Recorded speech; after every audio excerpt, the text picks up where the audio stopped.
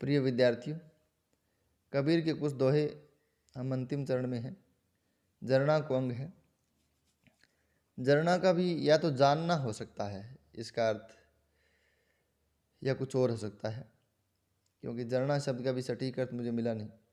भारी कहो तो बहु डरो, हल्का कहूँ तो झूठ, मैं का जानो राम को, नैन का बहु न दीठ। अगर मैं ईश्वर को भारी कहूँ तो बहुत डरता हूँ, और हल्का कहूँ तो झूठ कहता हूँ। मैं क्या जानूँ राम को, नैन का बहु न दीठ। दीठ मतलब देखा। मैं राम को कैसे जानूँ, क्योंकि मैंने उसको नेत्रों से कभी नहीं देखा।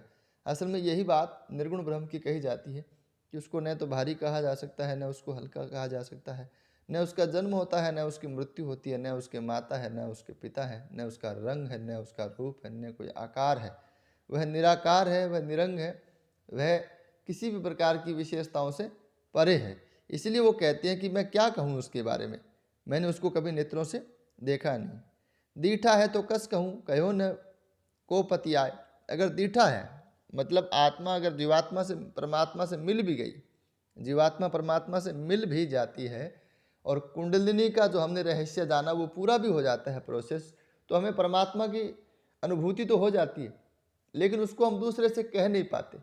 ये वैसा ही है जैसे गूंगा आदमी गुड़ खा ले तो वह गुड़ का स्वाद तो जान सकता है, लेकिन वह यह नहीं बता सकता कि यह कितना स्वाद है। तो इसलिए परमात्मा को पाने का मतलब गूंगे का गुड़ है। तो इसलिए वो कहते हैं दीठा है तो कस कहूँ। कस यानी कैसे। अगर देख भी लिया तो मैं कैसे बताऊँ। कहाँ न को पति आए, और कहाँ कहने से भी कौन विश्वास करेगा, क्योंकि जब तक सामने वाला नहीं जानेगा तब तक वो मेरा विश्वास कैसे करेगा। तो पहली बात तो अगर मैंने देख भी लिया, मैंने देखा नहीं। दूसरी बात मैंने देख लिया तो कैसे कहूँ, और कह भी दूंगा तो विश्वास कौन करेगा। हरि जैसा है तैसो रहे, तुम हर हर के गुण गाए। कि भगवान जैसा है वैसा ही रहे, तू तो खुशी से उनके गुणगान कर, प्रभु के नाम का स्मरण कर। लय कुअंग, लय का मतलब लय है, लीन हो जाना। तो लीन हो जाना आत्मा और परमात्मा की मिलन हो जाना। तो उसके बारे में दो दोहे कबीर है। यहाँ साधनात्मक रहस्यवाद है। साधनात्मक रहस्यवाद वहाँ होगा जहाँ ईड़ा पिंगला सुषुम्ना आदि नाड़ियों की बात हो, षट चक्रों की बात हो, कुंडलिनी जागरण की बात हो। तो इसमें एक ऐसा ही दुआ है कि सुरति ढिकुलो लेज ल्यों, मन नित ढोलन हार, कमल कुआं में प्रेम रस पीवे बारंबार। एक बात आपने कभी देखी होगी, आजकल के विद्यार्थियों को हालांकि इससे परिचय नहीं है। पहले जब कुएं हुआ करते थे तो कुएं में एक अंदर एक गोल पात्र होता था, जिसको हमारे यहाँ तो बारा बोलते हैं। आपके मतलब पता नहीं कि कौन कौन से अलग क्षेत्रीय नाम भी हो सकते होंगे।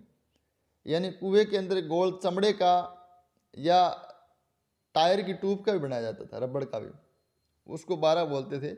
उसके ऊपर चारों ओर एक लोहे का कवर लगा रहता था, उसको कुएं में डालते थे, और फिर उससे पानी निकाल कर कुएं के पास एक हौद बना रहता था, उस हौद में डाल देते थे। उस हौद से फिर अलग अलग सप्लाई होती थी, पीने के पानी की अलग सप्लाई होती थी, उसके नल अलग लगे होते थे, और पशुओं के लिए जो एक बना होता था उसमें अलग पानी जाता था। यानी उससे पूरे दिन पानी चलता रहता था। रहट का भी ऐसा सिस्टम होता है, रहट भी आपने अगर देखा हो तो वही बात, उस कुएं से जैसे पानी निकालते रहते हैं और पीते रहते हैं, उसी प्रकार से कमल कुआं में प्रेम रस। कमल कुआं, कमल रूपी कुआं कौन सा, ब्रह्मरंध्र। और वहां पे कौन सा रस, कौन सा पानी, प्रेम का पानी, प्रेम का रस। पीवे बारंबार, कैसे पिएंगे। सुरती ढिकुलो, ढिकुलो उस बारा को कहते हैं। वो ढिकुलो मतलब वो यंत्र है, वो पात्र है, वो बर्तन है जिसमें से कुएं में से पानी निकाला जाता है, और वो बड़ा बर्तन होता है। तो सुरती का मतलब सूरत लग जाना है, या ईड़ा नाड़ी को भी कहते हैं, ईड़ा नाड़ी को भी सुरती कहते हैं। कि वो अगर ईश्वर में लग जाए, सुरती लगन या मन या ईड़ा जो नाड़ी है वो ईश्वर में लग जाए। और लेज ल्यों, लेज मतलब रस्सी, ल्यो का मतलब लय की रस्सी, लीन हो जाने की रस्सी। अगर परमात्मा में हमारा ध्यान लग जाए तो वह हमारी रस्सी होगी। और मन नित ढोलन हार, और मन है वो उसके अंदर से आनंद को निकाल निकाल के हमें तृप्ति करवाता रहता है। मन वो उसको, जैसे हम पानी को निकालते हैं और उसको बाहर डालते हैं, तो मन ऐसे ही उसमें रस आनंद उड़ेलता रहता है। तो यह सब हम कहाँ से करते हैं, कमल कुआं में प्रेम रस। कमल रूपी कुएं में से प्रेम रस निकाल के हम बारंबार पीते रहते हैं। यानी आत्मा एक बार वहाँ तक पहुँचने के बाद में उस आनंद से हमेशा आनंदित होती रहती है। गंग जमन उर अंतरे सहज मुनि लो घाट, तहाँ कबीर मठ रचा मुनिजन जोए बाट। गंग जमन उर अंतरे, गंगा और जमुना हृदय के भीतर विराजमान है। उर मतलब हृदय के, गंगा जमुना भी दोनों नाड़ियों कहते हैं, ईड़ा और पिंगला को। और सहज मुनि लो घाट, और सहज मुनि लो घाट यानी सहज रूप से मुनि ने वहाँ पे घाट बना लिया है। यानी जो गंगा जमुना जो नाड़ियाँ हैं, ईड़ा पिंगला जो नाड़ियाँ, उनके माध्यम से मुनि ने सहज रूप से अपना घाट वहाँ बना लिया जहाँ ब्रह्मरंध्र है, जहाँ परमात्मा का निवास है। तहाँ कबीर मठ रचा, कबीर दास कहते हैं मैंने अपना मठ वहाँ बनाया। मुनिजन जो है बाट, और मुनिजन जिसका रास्ता देखते रहते हैं, बड़े बड़े ऋषि मुनि जिसका रास्ता देखते रहते हैं, परमात्मा से मिलने के लिए बाट जोते रहते हैं, वहाँ मैंने अपना मठ बनाया, वहाँ मैंने अपने घर बना लिया। जहाँ जाने के लिए लोग तरसते हैं वहाँ मेरा घर है।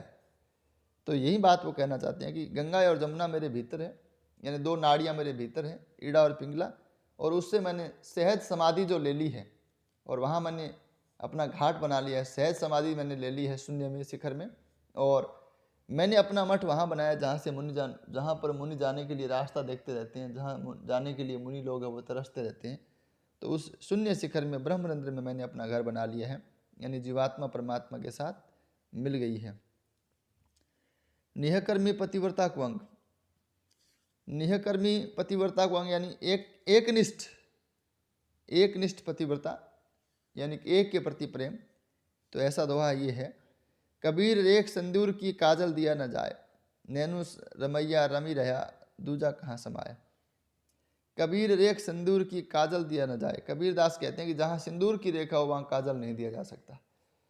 तो पहली बात, अब ये हालांकि सिंदूर है वो माथे में लगाया जाता है और काजल आंखों में लगाया जाता है, लेकिन कबीर के यहाँ कुछ इसका अलग अर्थ निकलेगा। सिंदूर का मतलब लाल रंग है और काजल का मतलब काला है। तो यह हम कह सकते हैं कि जहाँ प्रेम हो आंखों में वहाँ घृणा नहीं हो सकती, जहाँ आंखों में प्रेम हो वहाँ पे घृणा नहीं हो सकती। नैनु रमैया रमी रहा, कि मेरे नेत्रों में राम रम गया है, दूजा कहाँ समाए, अब दूजा कोई कहाँ समा पाएगा। इसलिए वो कहते हैं कि जहाँ सिंदूर डाल दिया वहाँ पे काजल नहीं डाला जा सकता। तो कहने का भाव ये है कि जहाँ प्रेम हो गया है किसी से और जहाँ नेत्रों में किसी के लिए प्रेम है वहाँ अब घृणा के भाव नहीं हो सकते। इसलिए मेरे नेत्रों में राम रम गए हैं। मैंने एक निर्गुण ब्रह्म से प्रेम किया है, अब दूसरा कोई भी ईश्वर का कोई भी दूसरा रूप मेरे लिए ग्राह्य नहीं है, मैं उसको ग्रहण नहीं कर सकता। तो कबीर के ये हमने पढ़े हैं, बार बार हमने जो चर्चा की है आप उसको देखें, प्रसंग बनाएं। विशेष में आप रहस्यवाद के बारे में, अलंकार के बारे में, छंद दोहा है उसके बारे में, भाषा के बारे में, कोई और दूसरी बात आपको नजर आती है तो उसके बारे में लिख सकते हैं। तो कबीर के पद पूरे होते हैं। धन्यवाद।